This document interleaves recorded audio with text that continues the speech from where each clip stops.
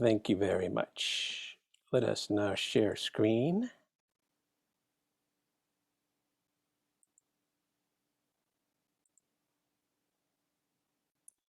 Alrighty, so this is a special pre-Pesach class to help us prepare to get more meaning out of the entire Chag, and in particular out of the Seder. And we're going to be looking at two different essays to give us some perspective here. And the first one is going to be an essay by Rabbi Aryeh Kaplan, who we've been studying for a long time about with his teachings on meditation. And now we're going to learn his teachings on Israel. And in particular, he's going to be talking about how the formation of the Israelite nation, featuring the exodus from Egypt and the giving of the Torah, not just from a historical perspective, but from the point of view of creation itself. How does that event, how do those two events, which are linked, fit into the story of creation itself? Okay, well, let us begin. Now, as we go over this, let's keep in mind the following. He's a marvelous researcher. He's got a plethora of sources, from Tanakh through Medrash, through Talmud, many commentaries, many halachic sources. He's really thorough. He does a good job of connecting the dots. He interprets things in an easy to understand language. So he's doing us all a huge favor. However, I'm sure that with many of the points he makes, people will take issue, or they won't get it, or they'll be confused, or they'll hear something which doesn't quite jive. Okay, understandable, that's fine. The chief purpose of this is to stimulate thinking and give you some background, some foundation to ask some good questions. We can make this interactive to a point where you don't have to mute yourself if you don't want. You can ask questions as we go, just understanding that I may not have an answer, or I may say we have to move further on into his study in order to answer the question. But feel free. It's different than with the meditation class. You can ask a question, but I'm going to stick to the direction we're taking, though. Just bear that in mind. Okay. So again, we're going to start with his understanding of the description of creation, how the world was made, how it's run, and how the formation of the Jewish nation, which we celebrate at Pesach, fits into the whole scheme of things. So this is what he says, and this is from a book called Foundations, right here. It's from his Handbook of Jewish Thought, and it's his chapter called Israel. Okay. What does he say? Starts off by telling us this: the recipient of the good for which God created the universe was destined to be man. However, it was initially not determined whether the entire human race or only part of it would be the recipient of this good. So he's coming out with some real important principles here. God created the universe for good, and the good was intended, he was giving the good to a recipient. The recipient was people. Okay, people are the center of the created universe. God, of course, is the master of the universe, but people are the center of it. So the initial question was, is that all people or part of the people? Okay, he answers that in the next statement. The group that would be the recipient of the divine good was defined as Israel. These people would be the ones who would preserve the divine and become the recipients of God's goodness. It is thus taught that the concept of Israel was God's very first thought in creating the universe. It is thus written, Israel is God's holy portion, the first of his harvest. And he gives, of course, sources for all his quotes. So there was an initial period of doubt. so to speak. It was then decided, oh, no, the recipient of the good is going to be the nation of Israel. Interesting, because if you're going to give something, you want to know who's going to receive it. That's the logic here, and it's going to be the nation of Israel. Okay. Why? Well, the condition of the recipient of the good that God gives, and again, the good is the world, is people who have to appreciate what they're getting. So, in God's understanding, the recipient of the good of this creation would be the Jews, because we would be able to say, ah, God is giving us something good. Okay. What's the point of giving something if people don't appreciate what they're getting? You might say. Okay. Besides creating the concept of Israel as the recipient of his good, God also created a means through which this Israel would receive this good. This means was the Torah, which as such was God's blueprint for creation. So in Rabbi Kaplan's understanding, God, so to speak, is saying, okay, I'm going to create this universe. It's going to be of me. People will be able to understand who I am and what I'm doing by creating this. The Jews are going to be the ones to appreciate that. So that's saying that when God decided to create the world, he's like, okay, he's immediately thinking of the Jewish nation as the recipient. It's not like God said, all right, well, I'm going to create this thing and go find somebody who gets it. He's initially thinking, I have in mind the Jews as people who could appreciate me. Furthermore, God's taking it a step further and saying, well, how exactly are they going to realize that it's me giving this gift of goodness? The goodness being this created world. We've got to give them a way to do it. Let's give them the Torah. So God is putting together this whole great plan. Who's going to be the recipient and how are they going to be able to appreciate what they're getting? God's actually giving them the means of appreciation, which is the Torah.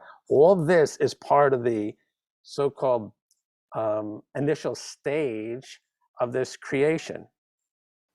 Okay.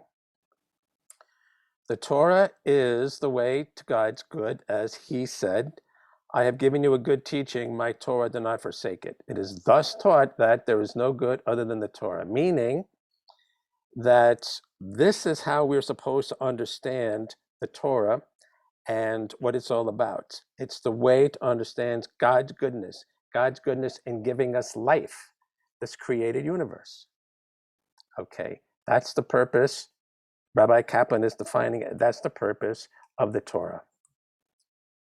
The Torah was thus among the prime ingredients of creation. The Torah itself allegorically says, God made me as the beginning of his way, the first of his original paths. Still, the Torah did not assume its present form until it was given.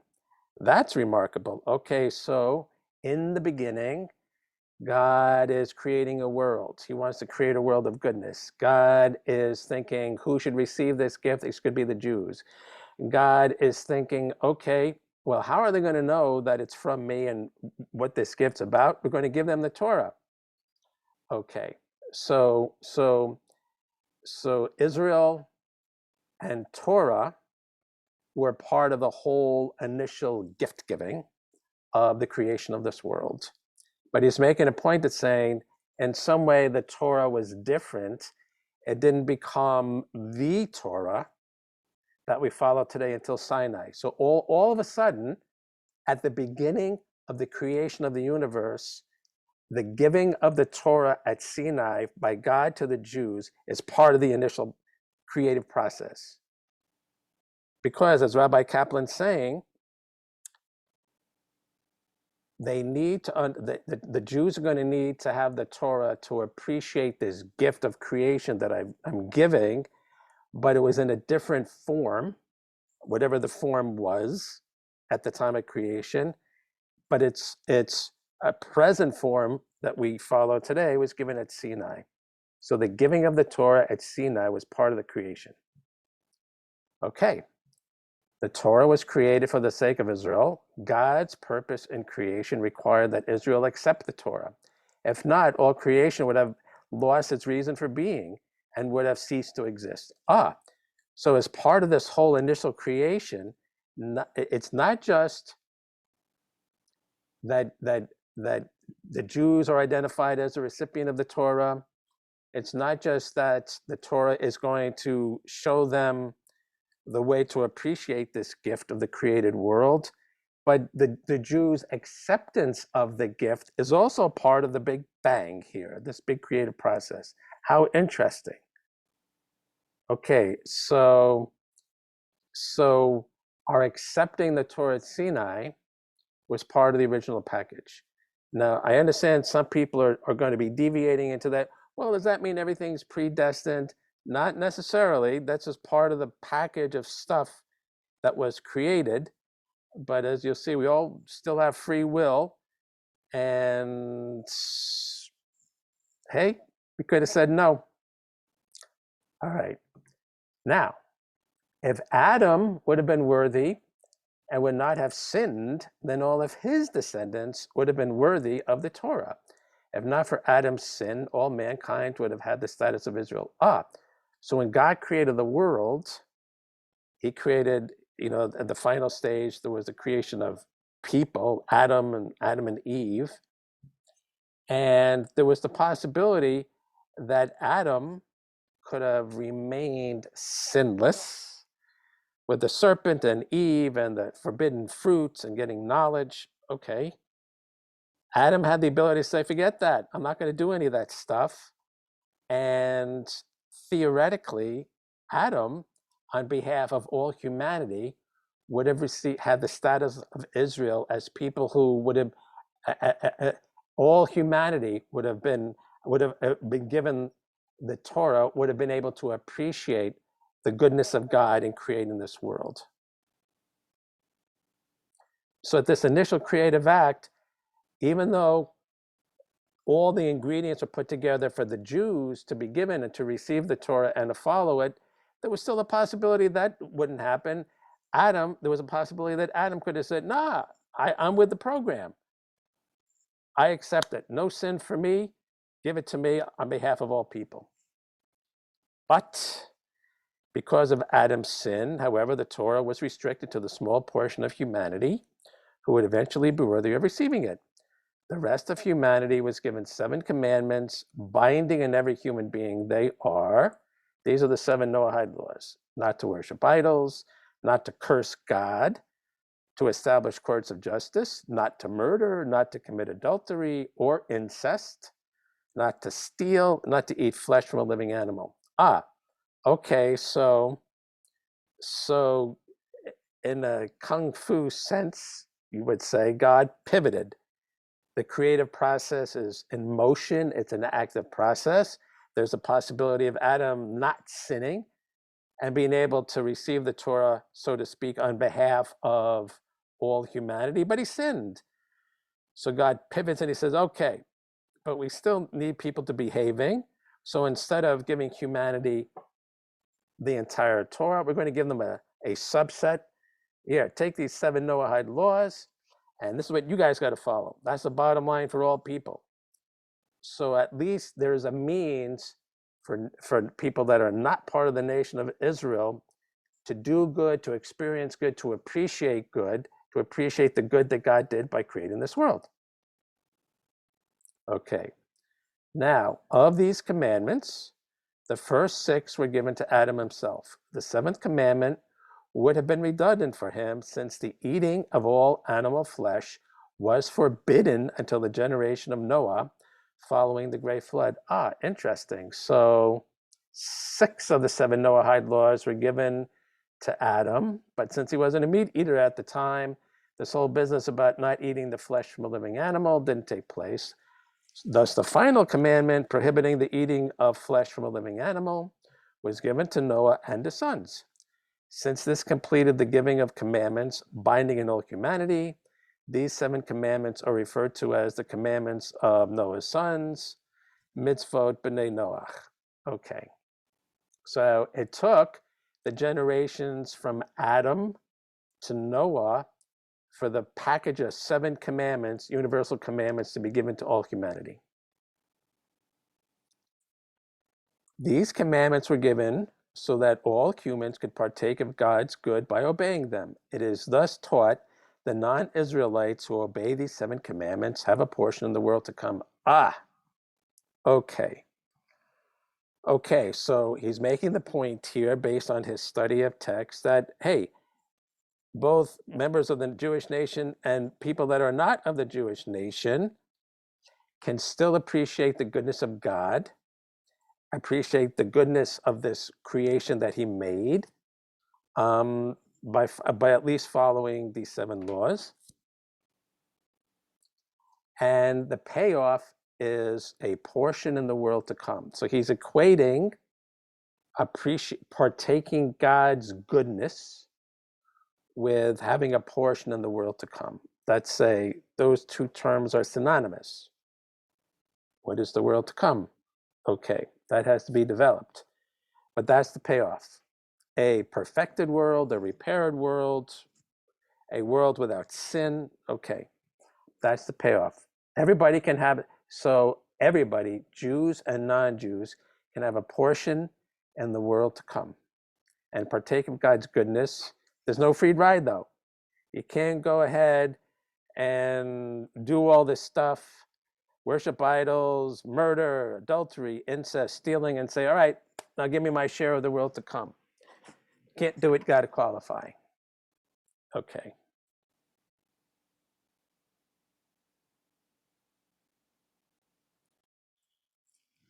These commandments were also meant to benefit humanity in this world, serving as the basis of morality and ethics. Thus, the prohibitions against idolatry and blasphemy teach man to worship and respect the Supreme Being, this being the foundation of all ethics. The prohibitions against murder, incest, adultery, robbery, and the perversion of justice serve as the foundations of human morality. Finally, the prohibition against eating flesh from a living animal teaches man kindness toward lower creatures, as well as control of his base appetites. Okay, so a double benefit. Not only if people follow these basic laws, everybody following the 7 laws of Noah and the Jews, on top of that following the Torah, then not only does everybody, Jew and non-Jew, partake in the world to come, appreciating God's goodness, whatever that means, but we have a better life as in this world.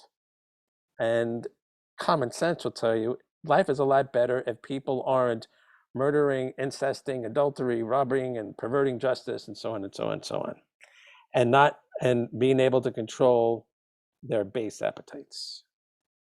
Okay. There were 10 generations from Adam to Noah, and through this period, mankind experienced a continual moral decline. The world reverted to paganism, and most people forgot the universal commandments. In order to give civilization a new start, God brought the great flood, destroying all the descendants of Adam with the exception of Noah and his family. Okay, so what's really interesting about this is that without giving the details, Rabbi Kaplan is telling us that there were schools, or there was some kind of educational process going on somehow from God to Adam, and from Adam onward through these 10 generations. Say, this is what we need to do to live on this planet. This is what we need to do. These are the directives. And it was a struggle because sometimes people got it, but there was when we started getting off the path, and we ended up reverting to paganism and doing all kinds of bad stuff. And God says we need a restart. Okay. So obviously the educational process, the process of acculturating people and how do you live on this planet, didn't work well enough. And we got wiped out and we had to start over again. Soon after the Great Flood, however, the world once again reverted to paganism and immorality. With very few exceptions, humanity again forgot God's universal laws. There were exceptions such as Noah's son Shem and his grandson Aver, but even they did not publicly teach God's law. Again, 10 generations passed with the world's morality constantly deteriorating. Okay, so even though you'd think that even though at this point, when the world's getting wiped out, getting a new start, people would have an incentive. All right, we got to get it right this time. We don't want to we don't want to have a problem again. But we had this process of deterioration to show you how hard it is to get people to do the right thing. Okay, so we get 10 generations passing after Noah to who? To Abraham. It was into this pagan atmosphere that a most unique individual was born.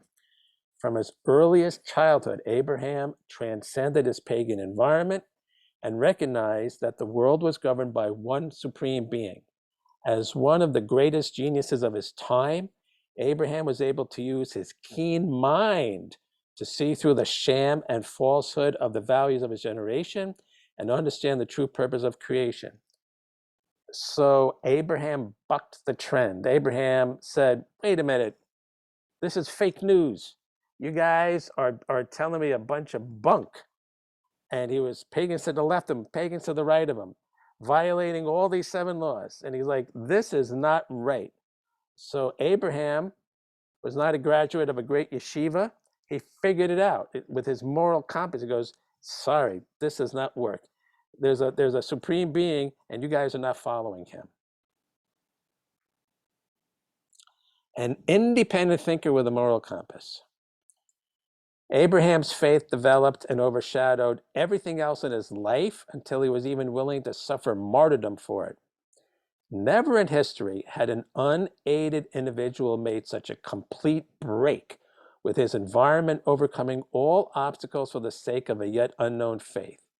This guy marched to the beat of his own drummer. He's the one that pushed aside the pagan trend and said, this is not for me. Just say no to paganism. When Abraham was 48 years old, a crucial historical event took place. God saw in Abraham a force that could bring all mankind back to him, meaning God, if only humanity could be unified.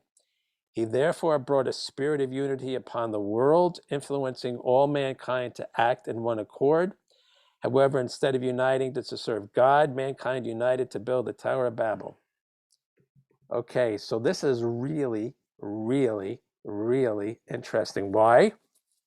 Okay, it's because Rabbi Kaplan's pointing to the hand of God behind the thing, behind the scenes here. He's basically saying, so God's watching what we're doing, seeing how it goes, monitoring our progress, and saying, God's like, maybe I can help these guys by having some kind of unifying force here.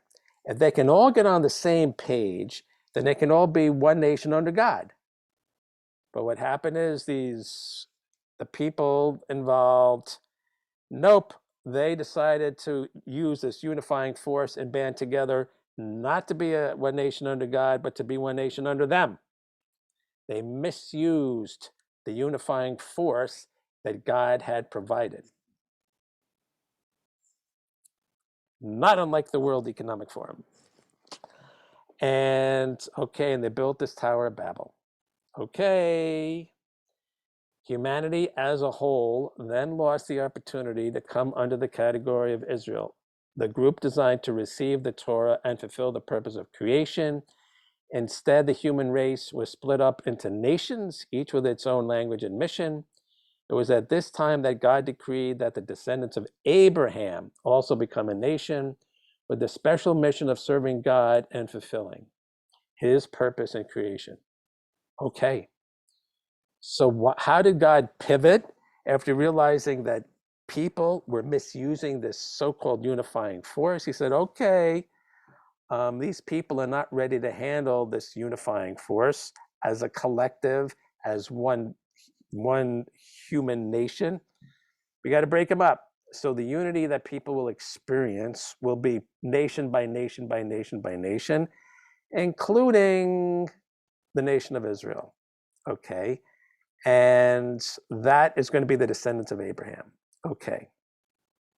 So getting back to the original episode where we're talking about in this Big Bang creation of the universe that through which God created the world, And God is saying, all right, well, Israel's going to be the recipient. They're going to appreciate what they got by the Torah. You could see this whole evolution that had to take place to get to that point. The climax, the pivotal point was God's trying to help us unify. We unified under ourselves and as opposed to under him. He decided this whole, they can't handle a worldwide unification. We got to break it up to nations, let each nation be unified into of itself. And then God decided, all right, through this nation, the nation descending from Abraham, they're going to be the ones to get that Torah. Okay. So it took a lot of trial and error and God moving us through the workings of history to land on the descendants of Abraham as getting that Torah and starting to fulfill the purpose of creation. At the age of 70, Abraham took a voluntary pilgrimage to the Holy Land. Get up and go. After a sojourn in Egypt, where he gained great wealth, he returned to the Holy Land, where he soon became caught up in a great battle that was raging there. He's talking about the Battle of the Five Armies. After playing a decisive role in this battle, Abraham was blessed by Shem, one of the sons of Noah, and was taught by him the traditions that had been handed down from the time of Adam. At this time, Abraham took over from Shem the task of being the bearer of these traditions. So very interesting. So that's an insight into how the tradition of living according to the laws of Noah, accepting God as a supreme being, and so on, that was kept up while humanity as a whole is going through these ups and downs and qualifying for God's guidance. And people like Shem, the son of Noah, actually assumed the roles of teachers to hand down the tradition of how to live on this planet. And Abraham showed himself to be worthy as a student. And Shem said, okay, I'm going to give the baton to you. And Abraham received the formal instruction of how to live on this planet that was handed down from Adam all the way through the sons of Noah.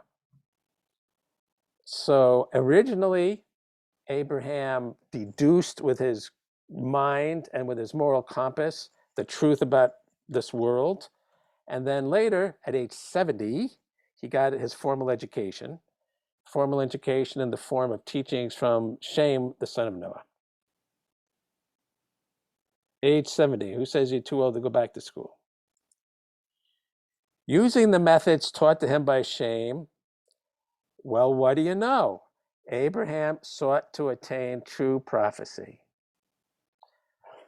Do you think that Shem taught him some meditation? Those people that have been attending the meditation class since 2 Octobers ago, I would say yes. We've learned enough from Rabbi Kaplan about meditation that when he says Shem taught Abraham how to attain true prophecy, he taught him how to meditate. Meditate. How do you like that?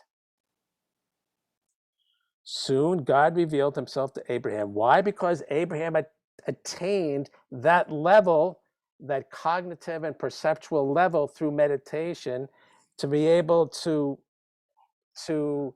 acknowledge, perceive the God himself. And so God revealed himself to Abraham and promised that his children would eventually grow into a great nation. That's described in the Torah. A while after this, when Abraham was 75, God revealed himself to him again and instructed him to leave his homeland permanently and to settle in the Holy Land. So Rabbi Kaplan is weaving into the whole narrative about the creation of the world and the ongoing process of history, the importance of meditation.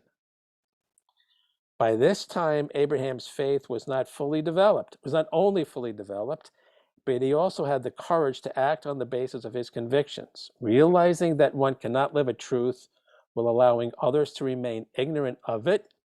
Abraham became the first one publicly to teach about God and his universal commandments. Okay.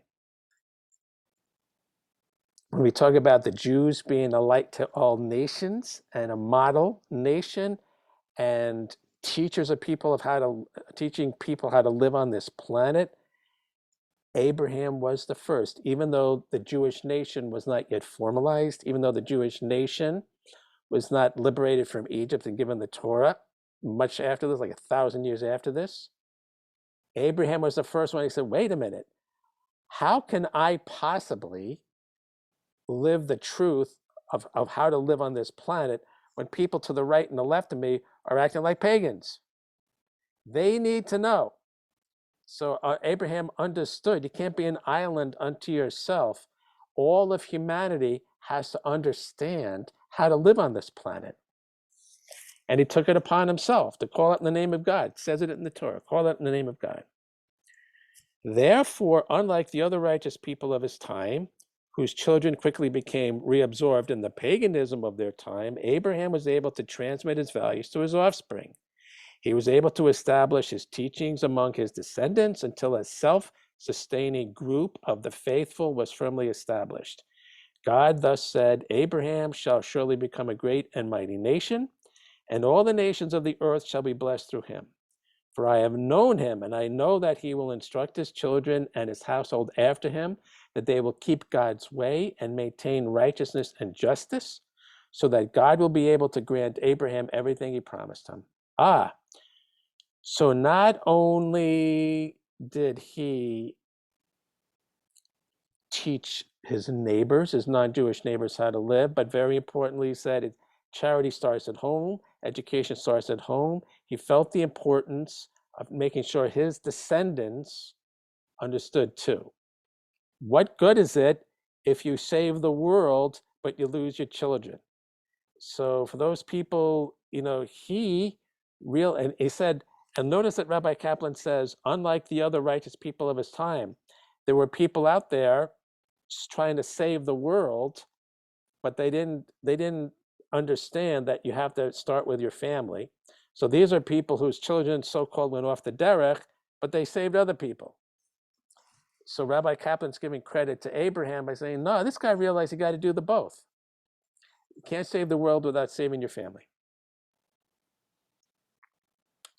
Still, Abraham's environment was so corrupt that it even claimed some of his own children and grandchildren. That shows you how hard this work is. Of his two sons, only Isaac carried on the tradition, while Ishmael reverted to paganism. Similarly, of Isaac's two sons, only Jacob remained true, while Esau soon abandoned God's law. Thus, of all Abraham's children, only Jacob, and I think there was 8, only Jacob and his family were able to maintain the tradition intact. It's an uphill climb, even for people that are really righteous and really get it and have prophetic powers. God changed Abraham's name and gave him and his descendants the commandments of circumcision as an everlasting covenant. Abraham was circumcised by Shem. That's interesting to know. We just established Shem as the son of Noah, as somebody who was trained in the Masorah, how to live on this planet. So the Torah mentions that, yes, Abraham was circumcised, and there's always a question, who did that? Who was the mohel around? It was Shem. After which Abraham himself circumcised the rest of his household. This occurred in Yom Kippur, and that day therefore marks the beginning of Israel's covenant with God. Whoa. Okay, so circumcision was key here in sealing the deal, so to speak, of Abraham's descendants becoming the nation that would receive the Torah and would understand this world as being God's world and spreading that word. Circumcision was given to Abraham and his offspring so that they would be set aside by an indelible bodily sign, symbolic of their control of their physical passions. Since it was on the organ of reproduction, it symbolized that the particular distinction given to Abraham would also be passed on to his children. It implied that he would have offspring who would have the distinction of having the status of Israel. To some degree, circumcision restored Abraham and his descendants to the status of Adam before Adam's sin.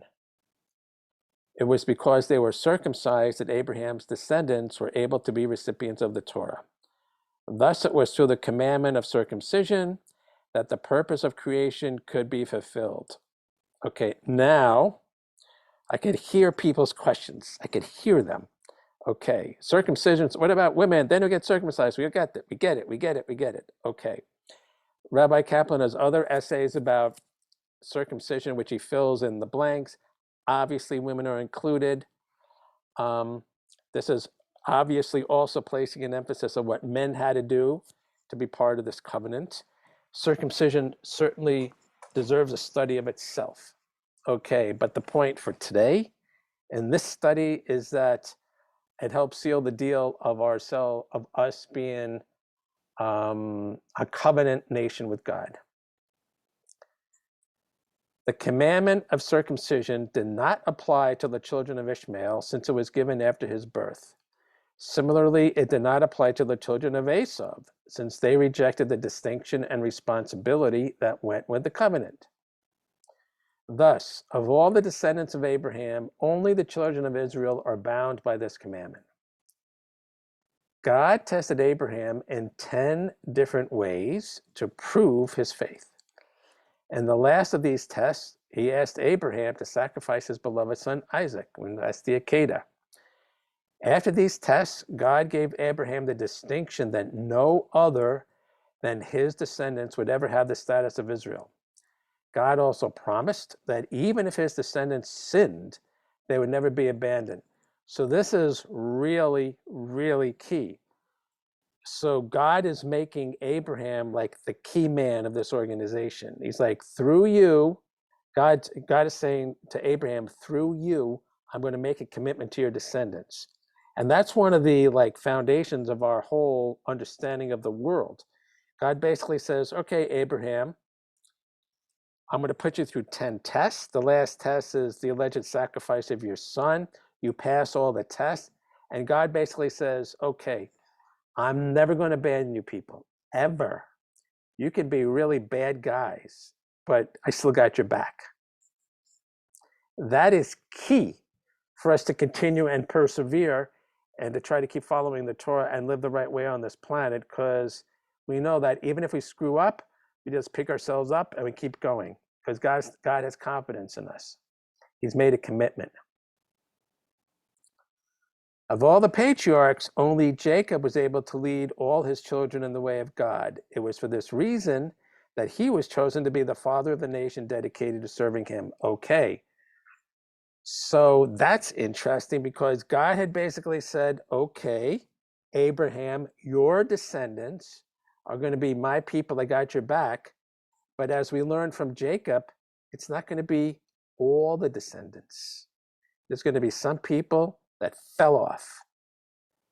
And they are the lineage of Jacob, not Esau. So not all the progeny in the house of Abraham became recipients of this tradition and involved with God in this commitment. Only the line of Jacob.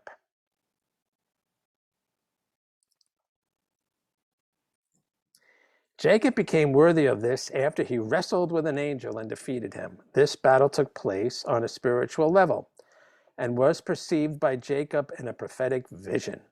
The man with whom he wrestled symbolized all the forces of evil in the world, and hence the fact that Jacob was victorious showed that he had enough spiritual fortitude to give over his children the power, to give over to his children the power to ultimately overcome evil.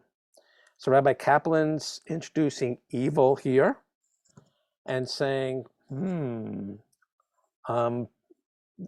how people live can generate evil here, but we have the ability to overcome the evil that we generate. In this episode, Jacob was wounded in his thigh. This symbolized the partial victory of evil as well as the persecutions that his children would have to endure as a dedicated people. Jacob accepted both the responsibility and its consequences, merely asking for a blessing to give his children the power to endure. The angel then gave Jacob the name Israel. This indicated that Jacob and his offspring would be great before God and that they would have power over the higher spiritual forces. It also indicated that Jacob's offspring would survive to carry the banner of God's teaching to all mankind. This is quite a deal. Okay, we would be great before God. That means that in following the Torah and in accepting God's sovereignty and Him as the creator, we are enriched ourselves. We can become a great people by recognizing the greatness of God. And as part of that, we would have power over the higher spiritual forces. Through meditation and other spiritual practices, we would become skilled to harness these forces. This is like incredible empowerment that's part of the deal of being the Jewish nation. Incredible empowerment.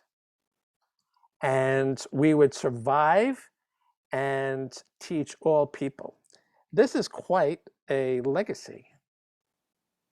And it's all part of the interaction and engagement that Jacob had with God at this one incident. God later reaffirmed that Jacob was indeed Israel. Jacob had become Israel, the head of the group that God had originally conceived as the recipients of his good. Israel was a concept that had existed before creation, but now Jacob as his descendants would be worthy of carrying both the name and the concept that goes with it. So the whole idea of a people worthy of receiving the Torah and appreciating for what it is, it took thousands of years, a couple of thousand years to get to that point. Jacob was the one. Okay, so you could see that in the God's blueprint and having the pieces that were created in the initial part of creation, having the pieces available for things to fall into place and to fulfill this dream, to fulfill this vision, to fulfill this plan, things had to kind of work in and out. 3 steps forward, 2 steps back. There had to be a whole historical process for these pieces to eventually keep falling in place. Even the ancestry of the patriarchs, however, would not have been enough to mold Israel into a nation capable of adhering to their faith under all conditions. God therefore decreed that they spend 210 years in Egypt. During this time, they would be subject to the harshest persecution and slavery. Wow. So we become qualified, we attain these skills, we have this agreement with God, we've got his back, he's got our back, we've got all these pieces in place, and God's like, well, even though you've got some great ancestors, I am really sorry you guys are just not ready for the full deal. You're not ready to assume full responsibility. You're not ready to carry out your part of the bargain. 210 years in Egypt for you. So we were sentenced to to spend over 2 centuries in Egypt to what? For spiritual strength. The Egyptian bondage was like a refining furnace where all the spiritually weaker elements were weeded out, while at the same time the Israelites grew from a small desert family to a populous nation. The Egyptian bondage would expose the Israelites to one of the greatest civilizations of the time, while at the same time strengthening them and drawing them together.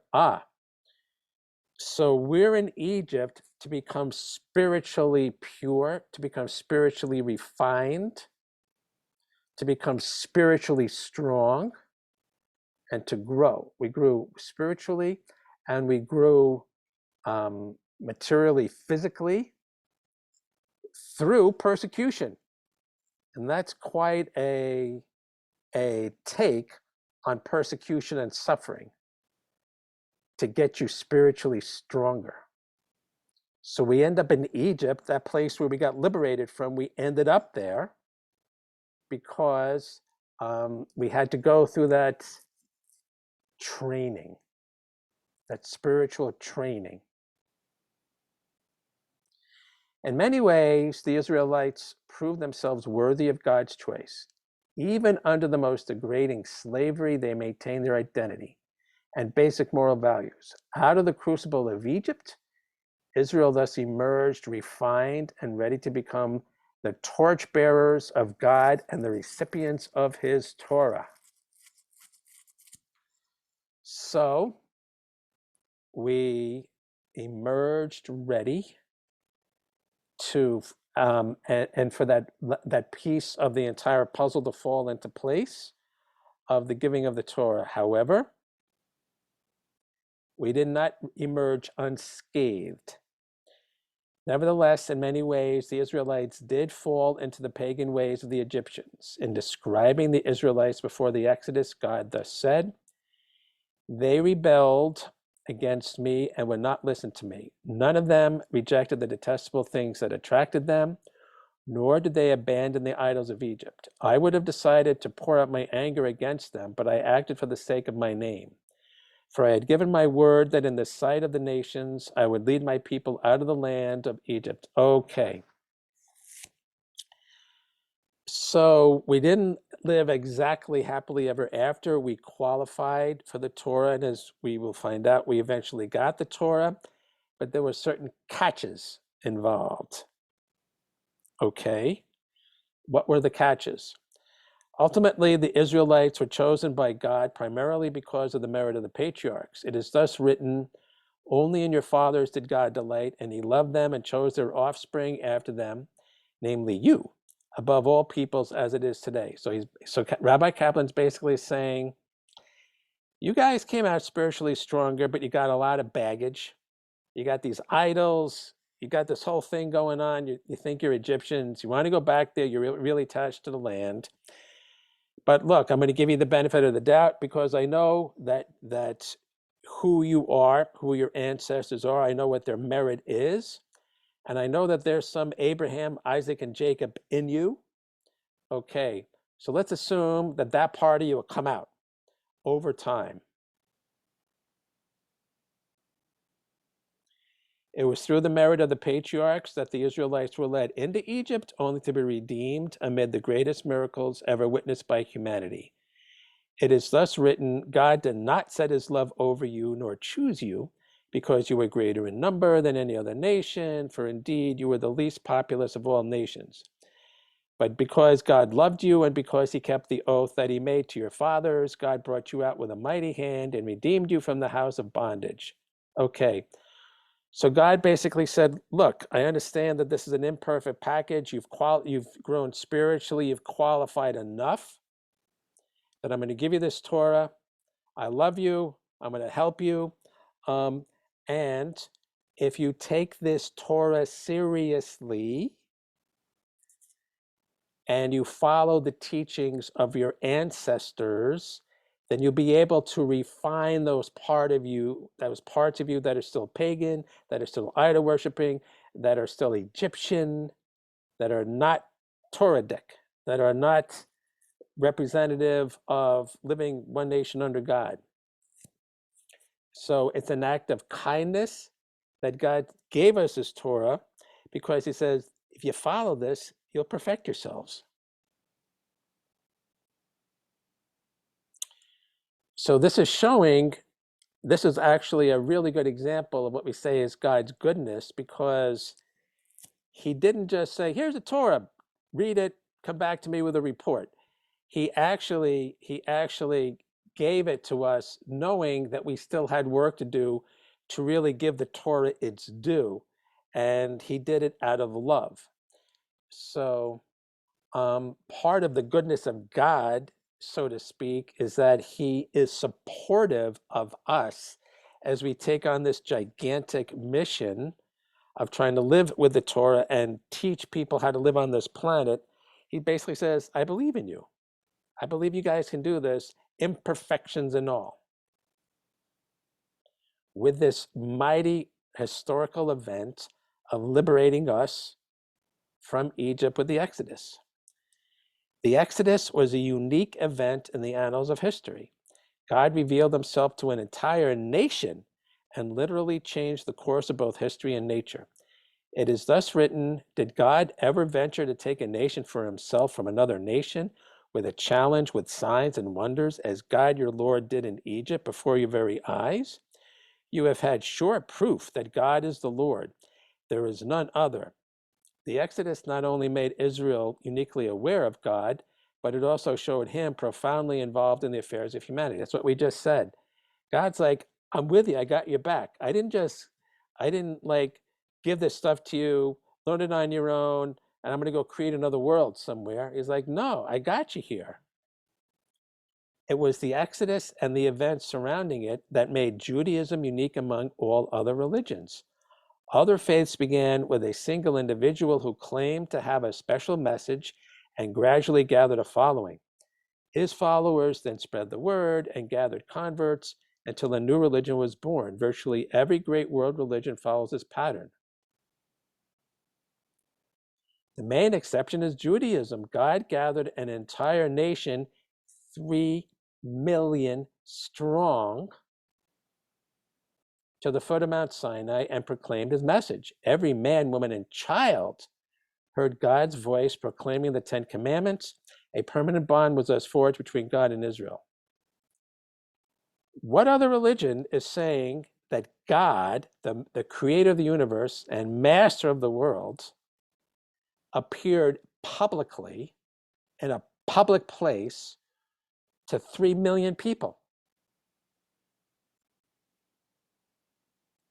And you know, it's really interesting. As an aside, what other version of events has been passed down among the Jews? None. There's been no other accounting of like, well, this is how the Jewish people were formed. This unique event remained deeply imprinted in the soul of Israel and throughout history. It was something that was not to be forgotten. We are likewise commanded not to forget the Exodus. So do you think that has something to do with Pesach? Now you know why. Remembering that we were slaves in Egypt and the whole Magi, the whole narrative, why that's so critical. We are remembering how we became a nation here and what our mission is.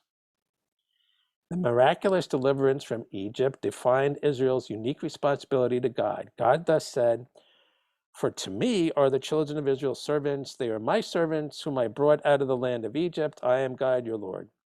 God likewise declared, I am God who brought you out of this land of Egypt. You shall therefore be holy, for I am holy. God promised this to Moses before the Exodus, saying, I will take you to me as a nation, and I will be to you as a God. You shall know that I am God, your Lord, who brought you out from under the burdens of Egypt.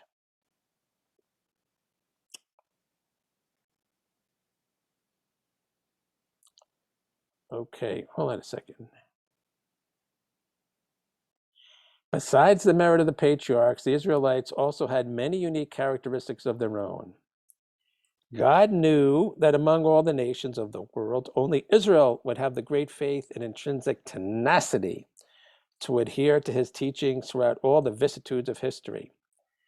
It was as though God had asked all the nations to accept the Torah and had been refused by them. He's quoting a Medrash there.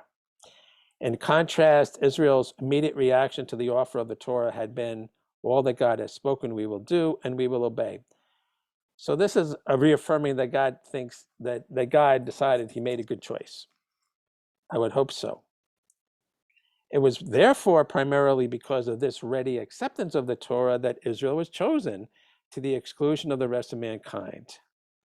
Of course, as Rabbi Kaplan said earlier, the rest of mankind blew it with Adam and the sins and everything.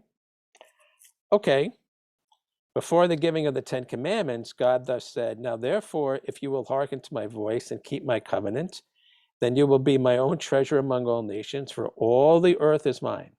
You shall be my kingdom of priests and holy nation." Okay, so now we're getting to the giving of the Torah. Got the Exodus from Egypt to Mount Sinai, 7 weeks later, giving of the Torah.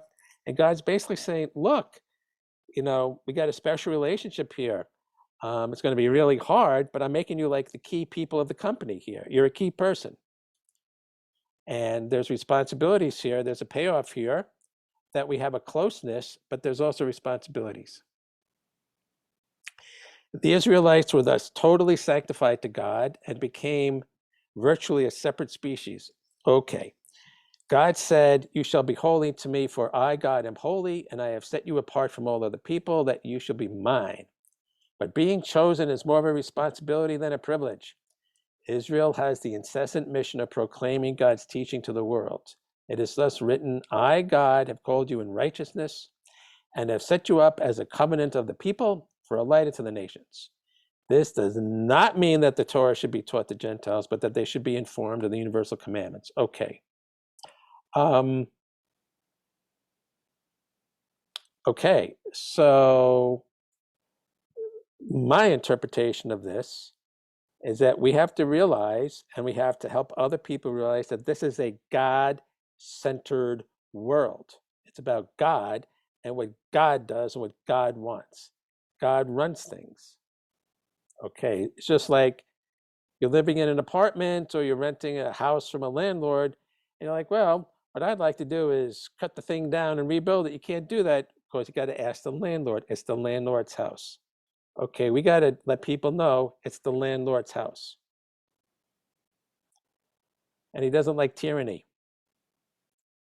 Israel has a mission to bear witness to God's existence. God thus told Israel, "You are my witness and my servant whom I have chosen." It is taught that Israel is like the heart of humanity, constantly beating and infusing all mankind with faith in God and his teachings. It kind of goes without saying that we are the anti-tyranny people. Why? Because there's a bunch of people around, and you know who they are today, that think they're God, and they know what's best for the planet according to them, and everybody should follow them. Our job is to say, sorry, you're not God. In my opinion, the Jew who stays silent in the face of tyranny is not fulfilling the mission. You got to speak out against it. This universal message would often be proclaimed even at the price of suffering and persecution. It is taught that Israel is likened to an olive, since just as an olive must be crushed to bring forth oil, so Israel is persecuted so that its light should shine forth. Even the dispersion of Israel among the nations was to teach the world how to serve God. There's a good reason why we've been dispersed in the diaspora. Moreover, the fact that Israel was scattered all over the world would guarantee that they not become extinct by means of other persecutions. All right. We have to see at one point what he says more about that. Because of Israel's unique place in God's plan, the people must constantly be corrected whenever they stray from the true path. That's why we keep getting banged around. God thus said, "Only you have I known of all the families of the earth, therefore I will keep account of all your sins." Still, when God punishes Israel, he only does so as a father punishes his children. It is thus written, "As a man chastises his son, so God your Lord chastises you." All right, so that basically is saying we're supposed to treat every time we get knocked around as a learning experience, and God basically saying, come on, get back on the path. Nevertheless, God promised that despite all these sufferings, Israel would always continue to exist to fulfill his purpose. He thus said, "The mountains may depart and the hills may be removed, but my kindness will not depart from you, neither will my covenant of peace be removed." So as bad as it gets, God's saying, I still got you. He continues, "No weapon that is raised against you shall be successful. Every tongue that shall rise against you in judgment shall be condemned by you. This is the heritage of God's servants and the reward from me." God thus made a covenant with Israel that they would continue to be the bearers of his word for all time. He thus said, "This is my covenant with them, my spirit that is with you, and my word that I have placed in your mouth shall not depart from your mouth, nor from the mouths of your children, nor from the mouths of your children's children, now and forever." Although Israel has been persecuted and degraded throughout history, the nation will ultimately be vindicated. God said, "Although you have been hated and forsaken, so that no man is concerned with you, I will make you an object of eternal pride and never-ending joy." So you can take, at least God likes us.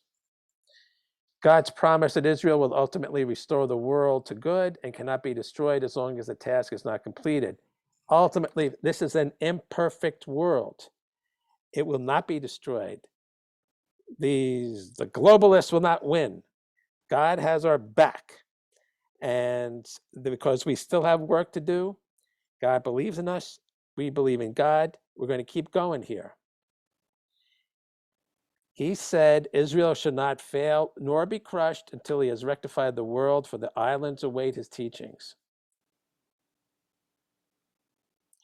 Most important, Israel has the role of fulfilling God's purpose in creation. God said to Israel, "I have placed my words in your mouth." That's the Torah. "And I have kept you safe under the shelter of my hand." That's his hand in history.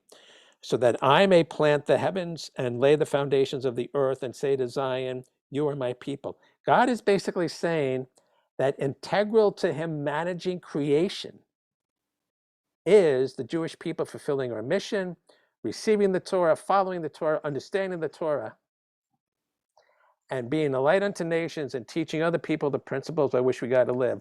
That's as integral to the creation, as all the natural functions that take place with respiration and ecology and the environment. Our role in history is primary, and all those other functions are in support of that. That's what this is saying. "You are my people." It is thus taught that God, Israel, and the Torah are uniquely linked together. The Torah is like oil in a lamp, and Israel is its wick, causing the light of God to shine forth in all creation. So our ecology is based on people. People are the center of the ecosystem. We're in the middle of the people.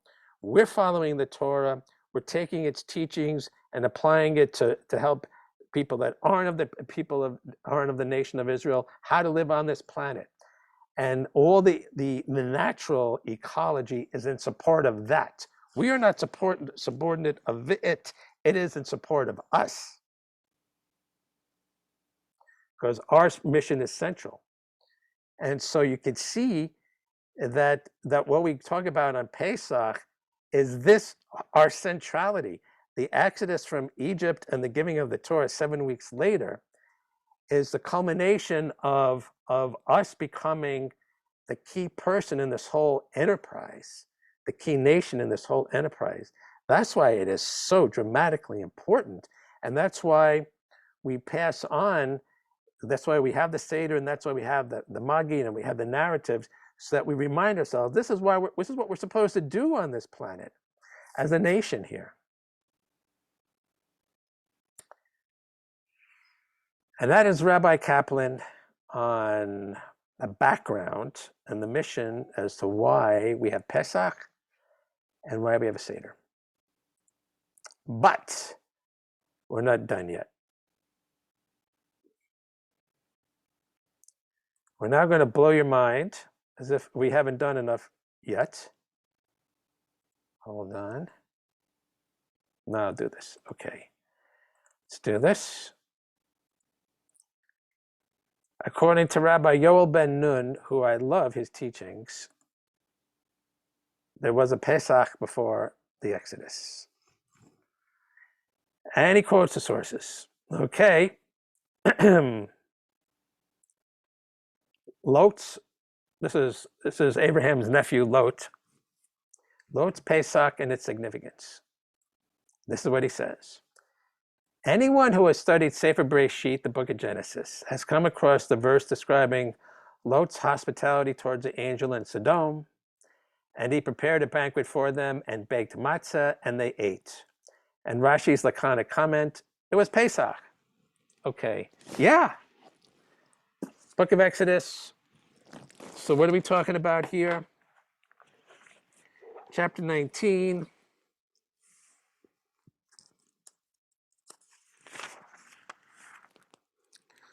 So angels come to the town of Sodom.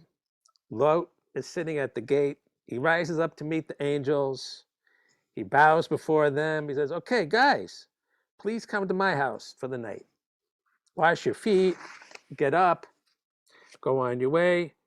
They said, no, thanks for the hospitality. We want to sleep outside in the public. He urged them, and he persuaded them, and they said, fine, we're going to your house. And he made a feast. The feast had matzah, and they ate. Okay. And why did they have matzah? Rashi says right here on 19:3, Pesach Haya. It was Pesach. That's why Lot had matzah to give these angels. He convinced them to come in and eat. He had food ready at the table. What was the food? Matzah. Why did he have matzah? Because it was Pesach. Rashi just says that. Rashi is the first Rishon, the first primary commentator. He says it flat out. Why? That's the question. All right. And as Rabbi Ben Nun says, Rashi's explanation is most surprising for several reasons. Does the mere fact that matzah was baked and eaten indicate that it was Pesach? Good question.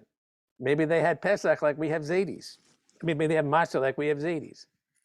Why does Rashi not deduce that Lot had baked matzah? Because it took less time to prepare than the bread. Maybe it was quick.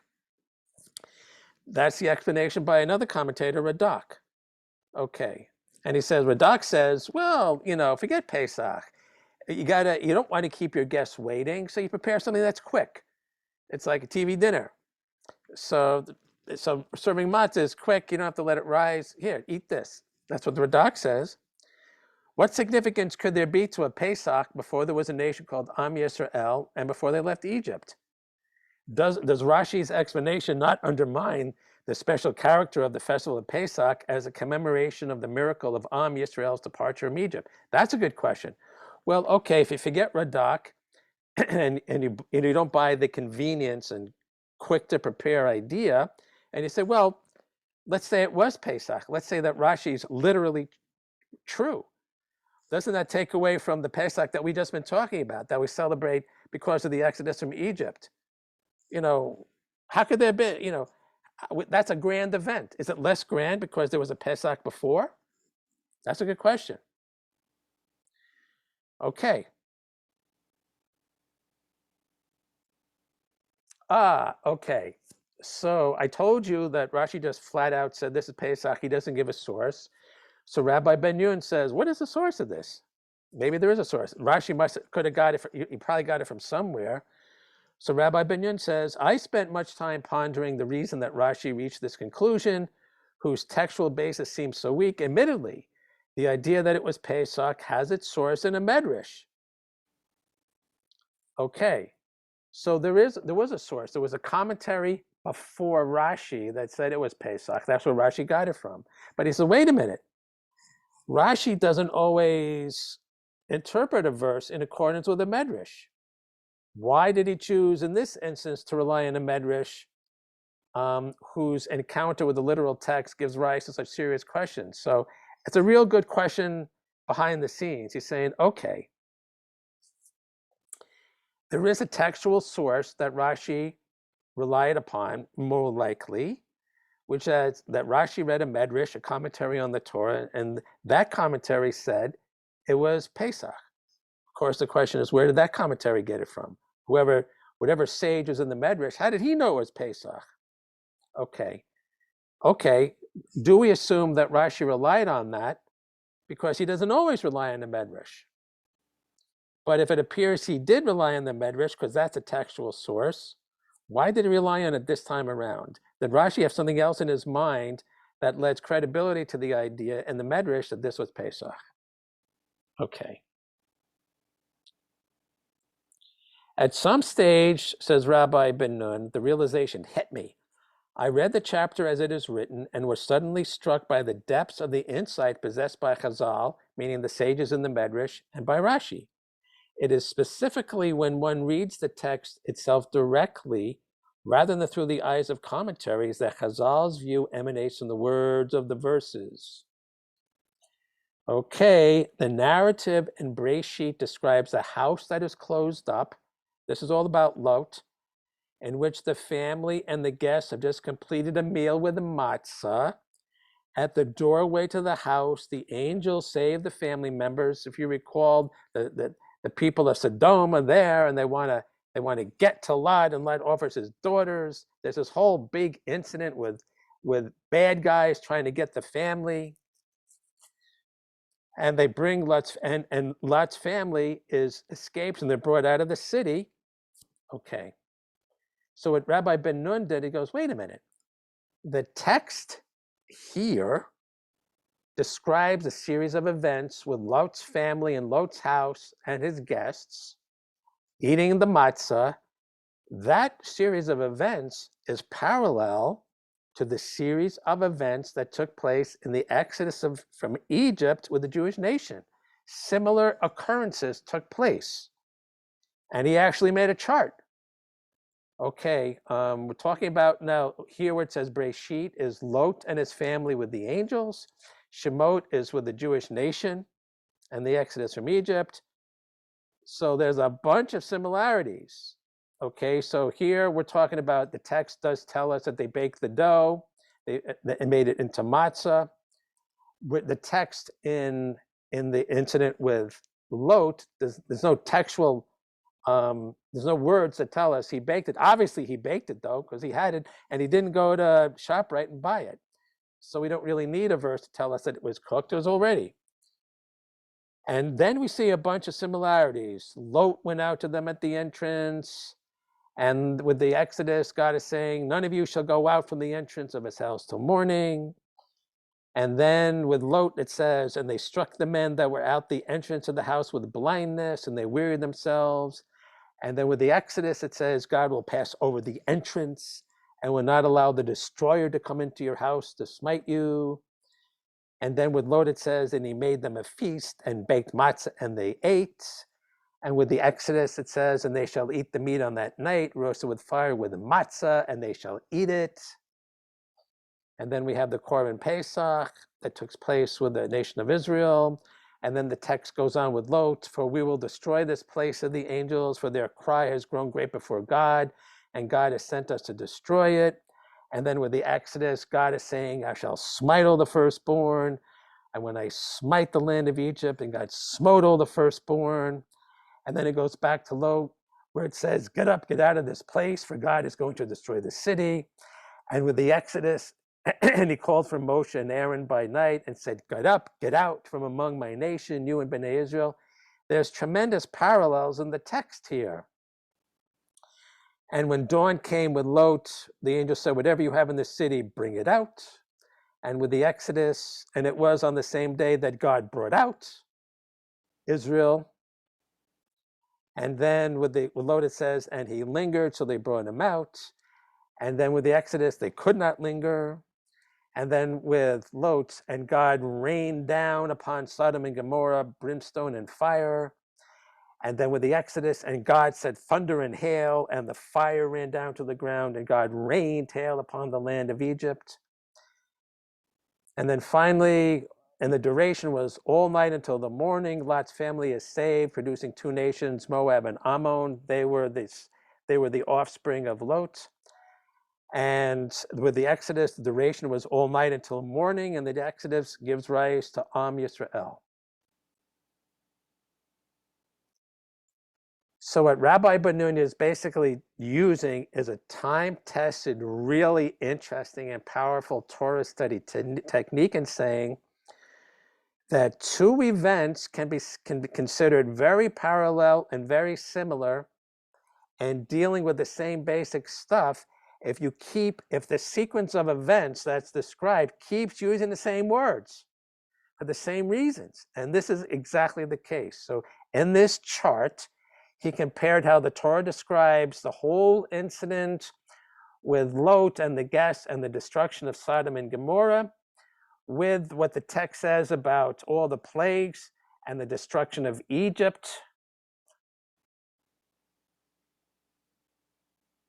The same process is taking place in both cases. So what is the difference?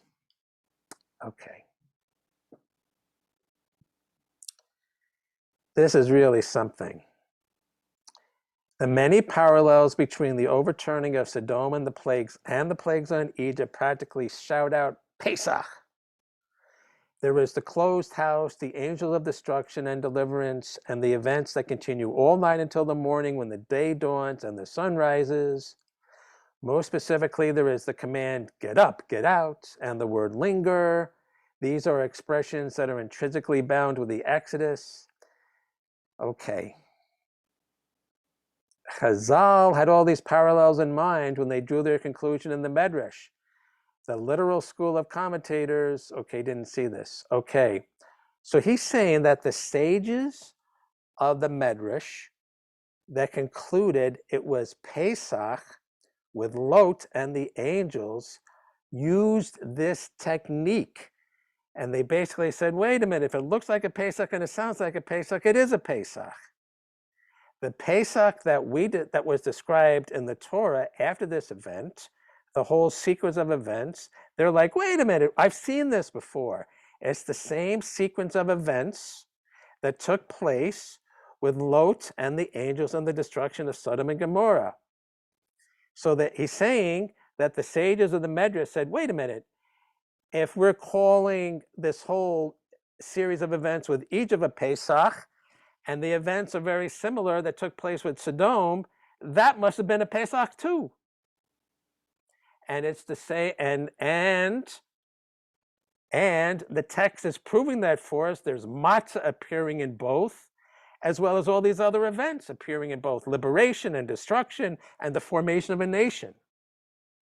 So the sages of Chazal, the sages that wrote the Medrash, basically said, hey, Pesach is a thing that people were doing with the matzah that has to do with the liberation and destruction and the form. This is a thing that people observed. And that's what happened to us. Okay.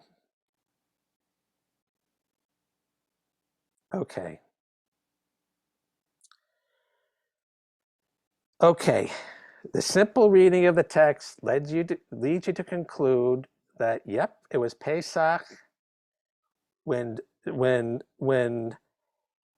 Lot's family was liberated and Sodom and Gomorrah were destroyed, just as it was Pesach when the Jewish nation was liberated and Egypt were destroyed. What's the difference? Let's find out.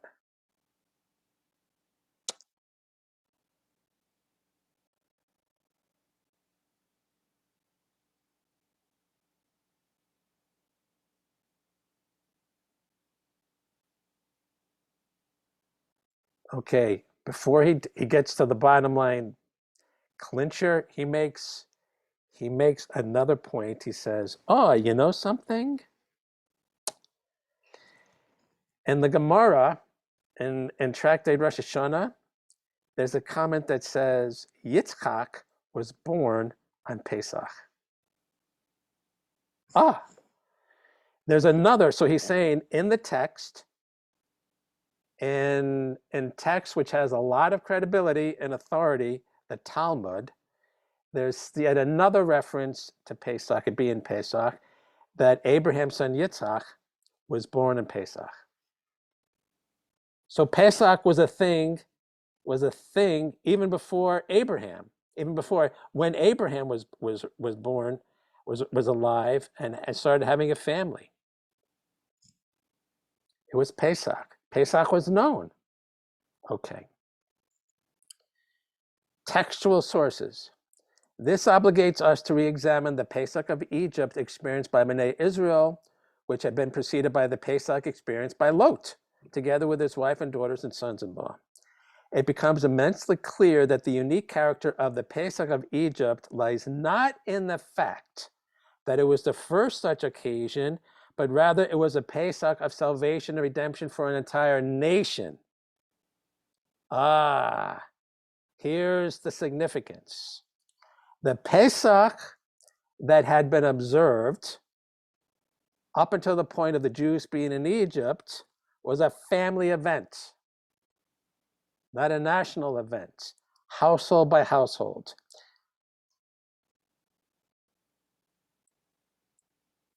Even though Pesach for all generations is the commemoration of the deliverance and redemption of all of Israel for all generations, it retains its fundamentally family-oriented foundation and character from the family of Lot, from the household of Abraham.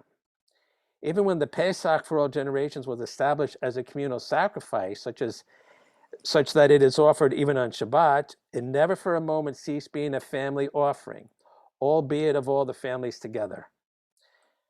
And the Talmud regards the Pesach as a communal sacrifice. Okay, Okay, so he's basically saying here that that